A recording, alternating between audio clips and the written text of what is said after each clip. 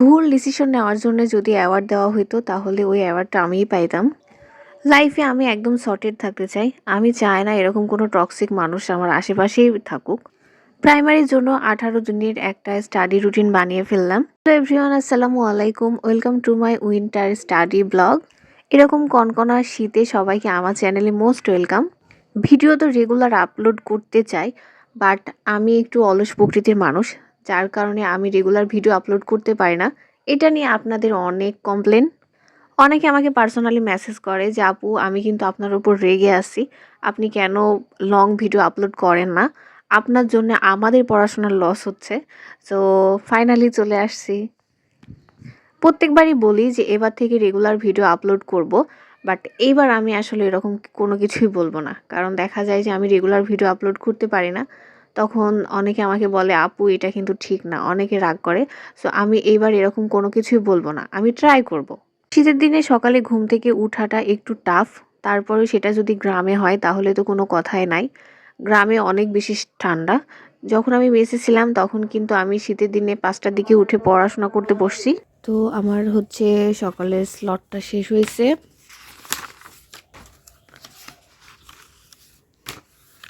এটা ছিল আজকে টু ডু লিস্ট। তো আমার সকালের স্লট হচ্ছে কারক এবং বিভক্তি, এই স্লটটা শেষ হয়েছে। আর এইটা পড়ছি আমি হচ্ছে মিক্সড একটা বই থেকে, মানে সব বই থেকেই পড়ছি। এটা হচ্ছে গাজী মিজানুর রহমান স্যারের বই থেকে পড়ছি, প্লাস 9-10-এর যে বোর্ড বই আছে পুরাতন নতুন দুইটা থেকে পড়ছি, প্লাস আমি এখানে অগ্রদূত থেকেও দেখছি। অগ্রদূতটা থেকে দেখছি কারণ ওটাতে এমসিকিউ অনেক বেশি দেওয়া থাকে, সো ওইটাতে প্র্যাকটিস ভালো হয়। তো এখন আমার হচ্ছে টু ডু লিস্টে আছে, যদিও এটার পিক আমি হচ্ছে আপলোড করে দিবনি ফেসবুক প্লাস ইউটিউব দুইটাতেই। তো এখন পড়বো হচ্ছে পার্টস অফ স্পিচ। আর পার্টস অফ স্পিচের হচ্ছে আমি 2 দিন রাখছি কারণ এই টপিকটা অনেক বড় টপিক। সো আজকে পড়বো অর্ধেক, কালকে হচ্ছে বাকি অর্ধেক পড়বো। তো চলো শুরু করা যাক।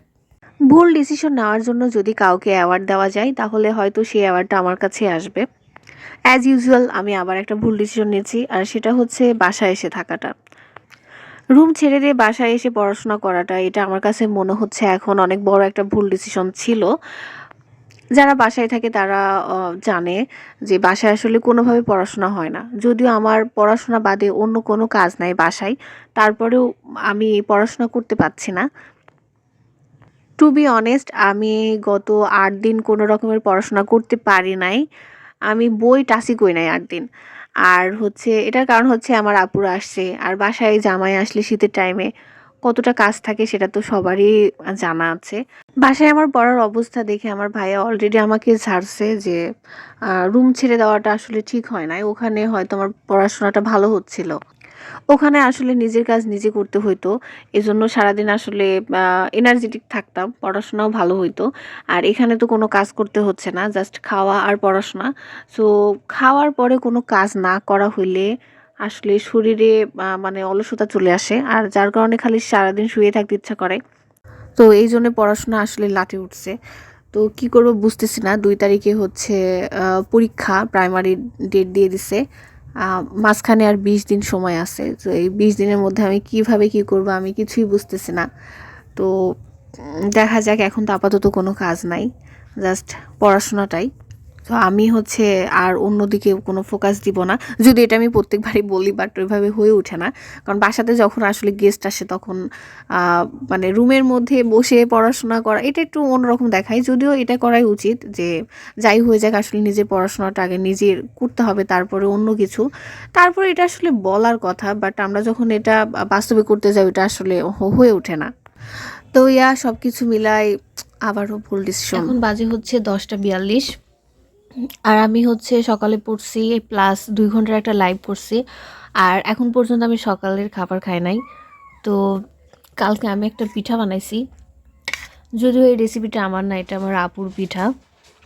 তো আমি একটু ট্রাই করছি, আপুরটা সুন্দর হয়েছে বাট আমারটা ভালো হয় নাই। তো আমি আবার এখানে হচ্ছে একটু কেরামতি করছি, মানে রসের মধ্যে ভিজাইছে আর কি, দুধ প্লাস এটার মধ্যে। বাট এটা হচ্ছে মিষ্টির মতো হয়, শুকনা। তো যাই হোক, এখন খাবো, খাওয়ার পরে হচ্ছে আবার পড়তে বসবো। খাওয়া দাওয়া শেষ করে গোসল করছি, দেন একটু ফিল্ডে আসছি চুল শুকানোর জন্য। শীতের টাইমে রোদে বসে চুল না শুকাইলে আসলে মাথা ব্যথা করে। তো এখানে এসে বসছি, তখন দেখতেছি যে উপজাতি মানে সাঁওতালরা আ কাজ শেষ করে তারা বাসায় যাচ্ছে। এদেরকে আমি অনেক আগে দেখছি, যখন আমি একটু ছোট ছিলাম মানে বাসায় ছিলাম, তখন আমি দেখছি এরা প্রচুর কাজ করতে পারে। এখানে ছেঁড়া পাটিতে বসে আমি আমার রুটিনের কাজটা করতেছিলাম। সাঁওতালদের দেখে আমার একটা মেমোরি হুট করে মাথার মধ্যে চলে আসছে। সেটা হচ্ছে আমি যখন কলেজে যাইতাম, তখন এদের পাড়াটা পার করে আমাকে কলেজে যাইতে হতো। আমি গাড়িতে করে যাইতাম। তো প্রত্যেকদিন দেখতাম যে ৩ টা মেয়ে রাস্তার উপর বসে থাকতো। মানে ওরা ওদের কাজ করতো। আর আসতেও দেখতাম, যাইতেও দেখতাম কলেজে। তো যখন আমি ওদের দেখতাম তখন আমি ওদের হাই দিতাম। আর ওই ৩ টা মেয়েও আমাকে হাই দিত। তো ওই মেমোরিটা অনেক বেশি সুন্দর ছিল। প্রত্যেকদিনই তাদের সাথে আমার দেখা হতো। জানুয়ারির ২ তারিখের প্রাইমারি সহকারী শিক্ষকের পরীক্ষা। সো আজকে যদি বাদ দিই তাহলে হাতে আছে আর ১৮ দিন। তো ১৮ দিনের একটা রুটিন বানাই নেব ভাবতেছি। তো ওইটারই কাজ চলতেছে। আর এই রুটিনটা শেষ করলে ওইটা আমি একবারে হচ্ছে আপলোড করে দিব। আর এটা আমি হচ্ছে আপডেট জানাই দিব। সো এইটা আমি পড়বো হচ্ছে কাজী মিজানুর রহমান স্যার, এই বইটা সুন্দরভাবে অ্যানালাইসিস দেওয়া আছে। তো আমি এই অ্যানালাইসিস দেখে দেখে আমার একটা রুটিন বানাই নেব ১৮ দিনের, যেন আমার হচ্ছে পড়াশোনা করতে গেলে কনফিউশনটা কাজ না করে। মানে পড়তে বসলে যেন আমি একটা ফোকাস থাকে যে না আমাকে এগুলো আজকে কমপ্লিট করতে হবে। সো অনেক বেশি টাফ হয়ে যাচ্ছে যেহেতু পড়াশোনা মানে একদিক দিয়ে পড়ি আরেক দিক দিয়ে ভুলি, এরকম না যে পড়াশোনা করি না, বাট এরকম কেন হয় আমি কিছু বুঝি না। তো ইয়া এখন রুটিনটা করতেছি। তো রুটিনটা শেষ হলে আমি হচ্ছে একবারে ভিডিও আপলোড করে দিব বা হচ্ছে পিক আপলোড করে দিব। আমি আমার লাইফটা একদম সিম্পল রাখতে পছন্দ করি। কোনো রকম পেঁচানো জিনিস আমার একদমই পছন্দ হয় না। টক্সিসিটি আমি একদমই নিতে পারি না। আমার আশেপাশে যে মানুষগুলো আছে তাদের সাথে যদি আমার ভাইব ম্যাচ না হয় বা তাদের থেকে যদি আমি নেগেটিভ কোনো ভাইব পাই, তাহলে আমি ওখান থেকে আসলে চলে আসি। কারণ আমি অতিরিক্ত এত সব ড্রামা-টামা আমার একদমই পছন্দ হয় না। আমি আসলে লাইফে কি চাই এই জিনিসটা নিয়ে আমি সবসময় ক্লিয়ার থাকি। সো ওই ক্লিয়ার থাকা অবস্থাতে আমি ভুল ডিসিশনই নিই। যদিও সব ডিসিশন ভুলই হয়, বাট তারপরেও আমি ক্লিয়ার থাকি বেশ। চ্যানেলে আমি যখন ফার্স্ট ভিডিও আপলোড করি তখন আমার এরকম কোনো টেনডেন্সি ছিল না যে ভিউ এর জন্য আমাকে ভিডিও আপলোড করতে হবে। এটা আমার একটা ভালো লাগা ছিল। আর ওই ভালো লাগার জায়গা থেকে আমি হচ্ছে ভিডিও আপলোড করি। আমি প্রচুর পরিমাণে স্টাডি ব্লগ দেখি। আমার স্টাডি ব্লগ দেখতে অনেক বেশি ভালো লাগে। আমি এখনও দেখি। আমার কোনো আইডিয়া ছিল না যে আপনাদের এত, এত ভালোবাসা পাবো। সো আমি যখন ১ম ভিডিও আপলোড করি তখন আপনারা অনেক সাপোর্ট করছেন আমাকে। আর আমার ভিডিওতে নেগেটিভ কমেন্ট একদমই নাই। সবগুলা পজিটিভ কমেন্টই থাকে। মাঝে মধ্যে ২-১ টা এরকম নেগেটিভ কমেন্ট আসে, বাট ওইরকম আমি হচ্ছে ওগুলা গায়ে মাখাই না। ওই যে ১ম এই বললাম আমি টক্সিক মানুষগুলা থেকে যতটুকু পারি দূরে থাকার ট্রাই করি। তো আমার যদি তাদের কমেন্ট ভালো না লাগে আমি হচ্ছে রিমুভ করে দিই বা রিপোর্ট মেরে দিই। কারণ আমার এরকম হচ্ছে নেগেটিভ এনার্জি আমি চাই না আমার আশেপাশে থাকুক। এখন হচ্ছে দুপুর টাইম, প্রায় ৩টা বাজে। তো এখন হচ্ছে ম্যাথ করব আর ম্যাথের হচ্ছে ঐকিক নিয়ম এটা করব। তো ভাবলাম যে একটু কিছু খাওয়া যাক। তো এটা আমি নিজের হাতে বানাইছি। এটাকে ইউটিউবে সার্চ দিলে এটা পাওয়া যায় হচ্ছে ঝিকিমিকি পিঠা। বাট খাইতে অনেক বেশি মজা। তো এটা খাবো, তারপরে পড়তে বসবো। যে জিনিসটা আমরা পারি না, ওই জিনিসটার উপর যদি আমরা বারবার প্র্যাকটিস করি, তাহলে দেখা যায় যে একসময় ওই জিনিসটার উপরে আমরা অনেক বেশি পারদর্শী হয়ে গেছি। সো ম্যাথ হচ্ছে এরকম একটা সাবজেক্ট। ম্যাথ ১ম এ দেখলে কিন্তু অনেক বেশি ভয় লাগে। কারণ ম্যাথে সবারই প্রবলেম হয়। আর ১ম অবস্থাতে আসলে মাথার মধ্যে কোনো কিছুই ঢুকে না। বাট ম্যাথ যখন রেগুলার প্র্যাকটিস করা হবে, রেগুলার চর্চা করা হবে, তাহলে দেখা যাবে যে ম্যাথটা সবথেকে পছন্দের সাবজেক্ট হয়ে উঠছে। আর ম্যাথের হচ্ছে এই জায়গা থেকে মার্ক উঠানো অনেক ইজি। কারণ এখানে যদি কারেক্ট হয়ে যায় তাহলে কিন্তু পুরা মার্কটাই থাকে। তো আমি বলব যে ভালো রেজাল্ট করার আ একটা বড় হাতিয়ার হচ্ছে ম্যাথ, ম্যাথ পারাটা। সো আমি ম্যাথে একটু টাইম বেশি দিচ্ছি। আর ম্যাথ মোটামুটি এখন বলতে গেলে আমার ভালোই লাগতেছে। সো ম্যাথের আজকের স্লটসের অঙ্ক। তো এটা আমি করছি সায়েন্সের বই থেকে। আর ঐকিক নিয়ম এত বড় একটা চ্যাপ্টার। তো আমি হচ্ছে এগুলা শেষ করছি, বাট এখানে আছে আরও একটা টপিক, যেমন ট্রেনের দূরত্ব, ওই টপিকটা আছে। তারপরে আমি এখন শেষ করছি হচ্ছে কাজ, সময়, তারপরে চৌবাচ্চার এগুলো আমি শেষ করছি, আর 2টা টপিক আছে। তো আমার মনে হয় না যে এখন আজকে এটা কমপ্লিট করা সম্ভব হবে, কারণ একবারে যদি অত বেশি লোড নিতে যাই তাহলে আর মাথায় হ্যাং হয়ে যাবে, যদিও ম্যাথ। আর তারপরেও আমি প্রিভিয়াস ইয়ারে যে কোশ্চেনটা সলভ করছি সেখানেও ম্যাথ করছি। সো এইটা আপাতত এখন আমি বাদ দিব, এটা করলে আমি রাতে আবার করব। তো এখন একটু রেস্ট, তারপরে আবার পড়া শুরু করব। তো এখন বাজে প্রায় 7টা, আর এখন আমি পড়াটা শুরু করব। এখন লাইভ করব, যদি আমি সকালে একটা লাইভ করছিলাম, বাট অনেকে আমাকে বলছে যে আপু সকালে অনেকের ক্লাস থাকে, সো লাইভটা জয়েন করতে পারে না। এই জন্য সবাই আমাকে বললো যে আপু সন্ধ্যার পরে মানে রাতে যদি লাইভে আসে তাহলে আমাদের জন্য একটু ভালো হয়, আমরা লাইভটা জয়েন করতে পারি। তো ভাবলাম যে ওকে ঠিক আছে। আর অনেক শীত পড়ছে, টেবিল চেয়ারে বসার মতো শক্তি বা সাহস কোনোটাই আমার নাই, সেজন্য আমি আসলে বেডেই এখন লাইভটা শুরু করব। তো 2 ঘন্টার একটা লাইভ করতে যাচ্ছি, তো দেখা যাক। তো লাইভ শেষ করে দেখা হচ্ছে। তো আমি ভাবতেছি যে প্রাইমারির যে 18 দিনের একটা রুটিন তৈরি করছি, এই 18 দিনের একটা স্টাডি ব্লগ আমি ধারাবাহিকভাবে আপলোড করব। যদিও আমি এরকম ইচ্ছা আছে, বাট দেখা যায় যে মাঝে মধ্যে আমি অনেক বড় একটা ব্রেক নিয়ে ফেলি। বাট এইবার আমি ট্রাই করব যেন 18 দিনের 18টা স্টাডি ব্লগে আমি আপলোড করব ধারাবাহিকভাবে। যদি 2-1 দিন একটু মিস হইতেই পারে, বাট আমি এবার সত্যি অনেক ট্রাই করব যেন ধারাবাহিকভাবে আমি ভিডিওটা আপলোড করতে পারি। আর এটা একটা প্লে লিস্ট থাকবে, যেন প্লে লিস্টটা ওপেন করলে 1 থেকে 18 দিন পুরা স্টাডি ব্লগটাই আপনারা পেয়ে যাইতে পারেন। সো এরকমই করার ইচ্ছা আছে, তো দেখা যাক লাস্ট পর্যন্ত কি হয়। আমি খাটে বসে একদমই পড়তে পারছি না, আর টেবিল চেয়ারে বসতে পারছি না, কারণ অনেক বেশি ঠান্ডা লাগতেছে পায়ে আমার। তো যার কারণে আসলে খাটের উপরেই পড়ছি। আর খাটের উপরে পড়লে হয় কি, প্রচণ্ড ঘুম পায় আর আমার অনেক বেশি ব্যাক পেন হয়, আমি বেশিক্ষণ বসে থাকতে পারি না। তো এইটা একটা প্রবলেম শীতের টাইমে। সো এখন আমার পড়া হয়েছে বাংলাদেশ বিষয়াবলীর বাংলাদেশের সংবিধানের গুরুত্বপূর্ণ যে অনুচ্ছেদগুলা, সেগুলা যদিও 153টা অনুচ্ছেদ রয়েছে, বাট সবগুলা পড়ার দরকার নাই, যেগুলা জাস্ট ইম্পর্টেন্ট, যেগুলা থেকে কোশ্চেন করা হয়, সো ওইগুলাই পড়তে হবে। তো এখানে গুরুত্বপূর্ণ অনুচ্ছেদগুলা দেওয়া আছে, আর এটা গাজী মিজানুর রহমান স্যারের বই। তো এখান থেকে আমি এই টপিকগুলো পড়লাম, যেটা পড়তে আমার অবস্থা অর্ধেক কাহিল হয়ে গেছে, কারণ এগুলো মনে রাখা অনেক বেশি টাফ। আর সরি, ইগনোর মাই আশেপাশে ব্যাকগ্রাউন্ড, কারণ এখন যেহেতু সামনে ইলেকশন, সো এরকম একটু ভাষণ টাষণ এগুলো এখন হবে, এটা রেগুলারই হবে। তো ওকে, তো এটা আমার পড়া শেষ।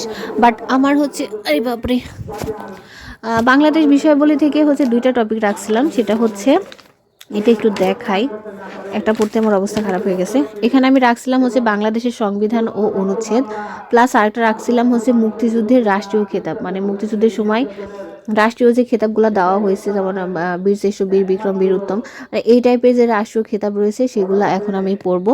আর এইটাও পড়বো আমি এই বই থেকে। তো ওইটা আমি একটু দেখাই দিই টপিকটা। এই যে এখানে বিশিষ্ট মুক্তিযোদ্ধাদের রাষ্ট্রীয় খেতাব।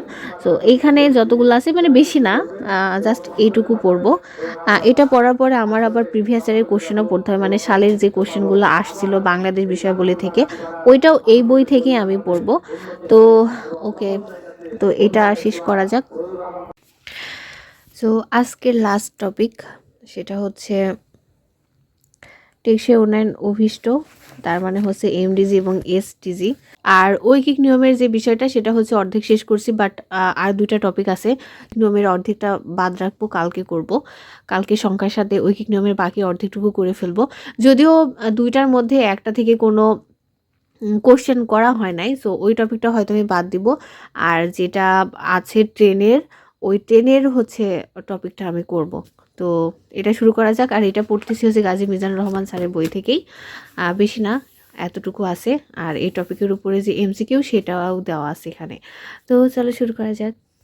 আর এখন টাইমটা একটু বলে দিই যে এখন কয়টা বাজে। এখন বাজে রাত 8:30।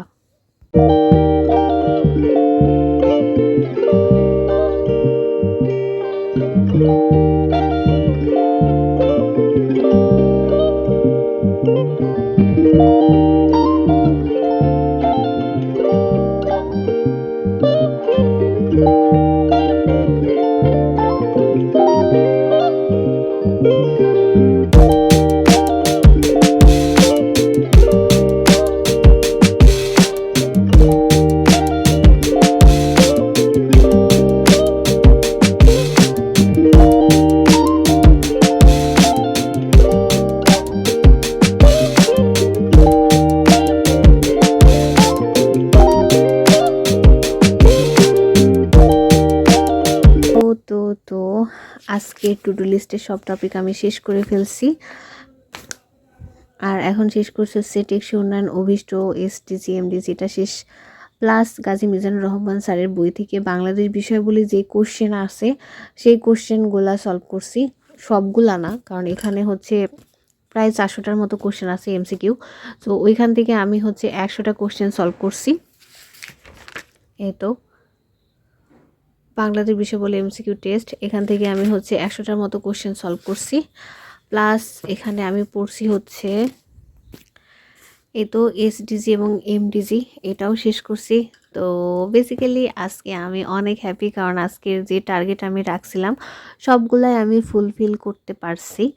আর দিন শেষে এটাই আসলে ভালো লাগা। সারাদিন অনেক কষ্ট করি, বাট যখন দেখি যে সব টপিকগুলো আমি শেষ করতে পারছি, ওই জিনিসটা যে এত বেশি ভালো লাগে। আর ঘুমটাও অনেক ভালো হবে আজকে।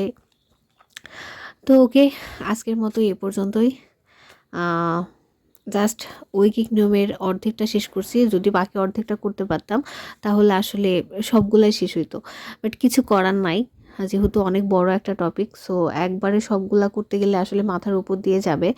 এই জন্যে হচ্ছে কালকে ওটা শেষ করব, মানে কালকে একটু প্রেশার বেশি হবে, তারপরেও কিছু করার নাই। আর কালকে টু ডু লিস্টটা অলরেডি আমি বানাই ফেলছি, মানে 18 দিনের যে আমার রুটিনটা, ওইটার 7 দিনের রুটিনটা আমি অলরেডি বানাই ফেলছি। এটা হচ্ছে দ্বিতীয় দিনের, মানে কালকের রুটিন। এটাও একটু দেখাই দিই। যেমন কালকে 2018 সালে যত কোশ্চেন আছে সবগুলো সলভ করব। তারপরে পার্টস অফ স্পিচে যে বাকি অর্ধেক আছে সেটা শেষ করব। এক কথায় প্রকাশ শেষ করব। তারপরে বাংলাদেশের শিল্প সংস্কৃতি এবং জুলাই বিপ্লব, এটা হচ্ছে সাম্প্রতিক থেকে পড়ব। সংখ্যা পড়ব, প্লাস ঐকিক নিয়মের যে অর্ধেকটা থাকবে সেটা পড়ব। জাতিসংঘ, ইউনেস্কো এবং বিশ্বের গুরুত্বপূর্ণ সংগঠন। তো কালকে টু ডু লিস্টটা হচ্ছে আমার এটা। ওকে, তো সবাই অনেক বেশি ভালো থাকবেন, আর আমার জন্য অনেক বেশি দোয়া করবেন যেন প্রত্যেকদিন আমি এত সুন্দর সুন্দর ভিডিও আপলোড করতে পারি। আর আজকের ভিডিওটা কেমন লাগছে অবশ্যই আমাকে কমেন্ট করে জানাবেন। So Allah Hafiz and good night.